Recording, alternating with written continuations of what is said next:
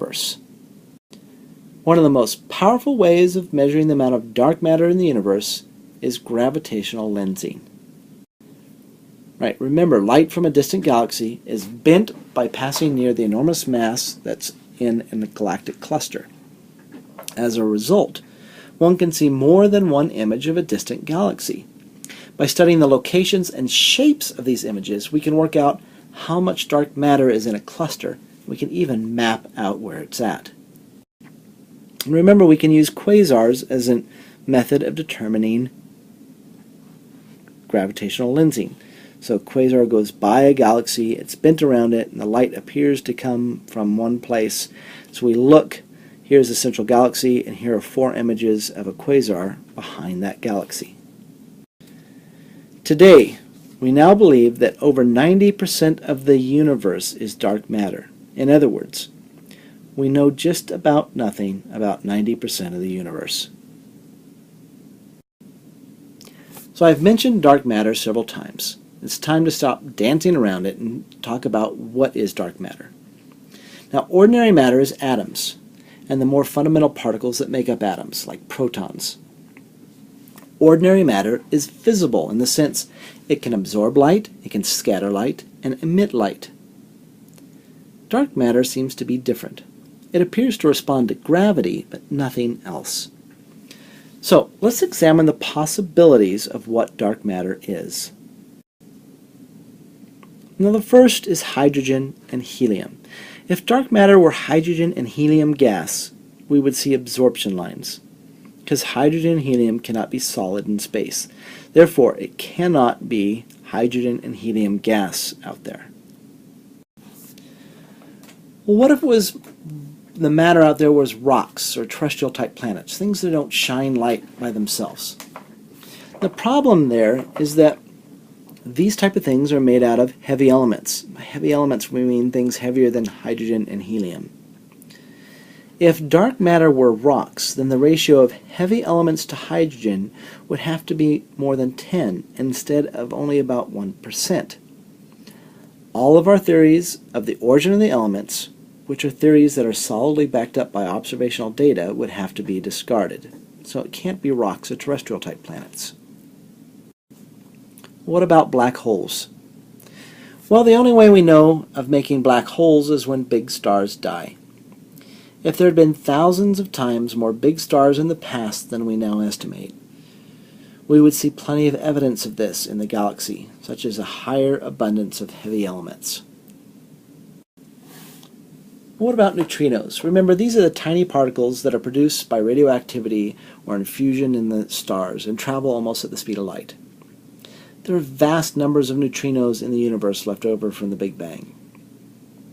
Recently, there has been evidence that neutrinos may have a tiny amount of mass, but it does not seem to be enough to account for all the dark matter.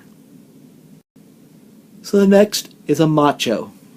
That's an acronym for a massive compact halo object. The idea here is that there are zillions of small stars or large planets. They either do not have nuclear reactions, like Jupiter, or have so few that the stars hardly shine at all. They're so faint that they hide from our telescopes. They're called halo because there is evidence that dark matter in our galaxy is spread out in the galactic halo, where the globular clusters are, rather than the disk of the galaxy. The problem is that there needs to be an awful lot of them, more than you get by extrapolating the number of normal stars.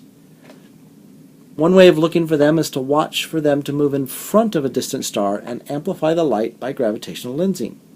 This has been tried, and the answer seems to be that there are not enough machos to explain dark matter.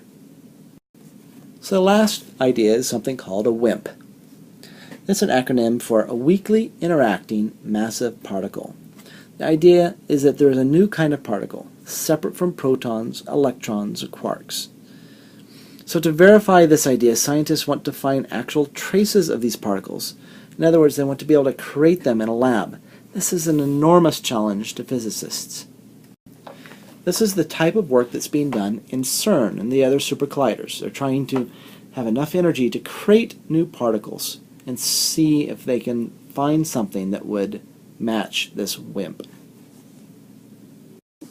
Well, does dark matter matter?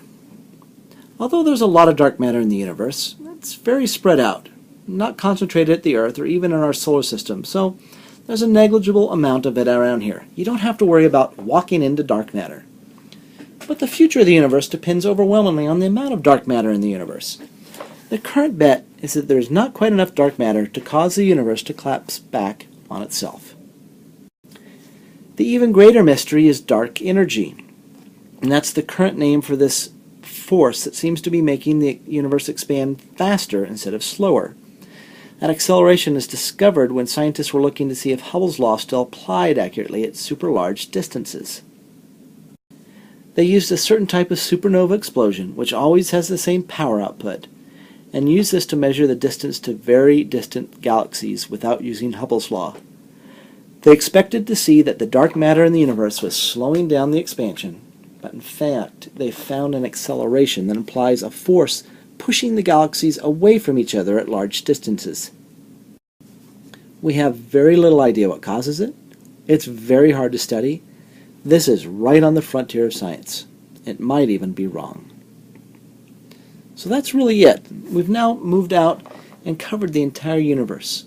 We've seen what we have, and now we're off in the place where we're still exploring, still trying to ask the questions, trying to understand the cosmology, or the cosmos as a whole.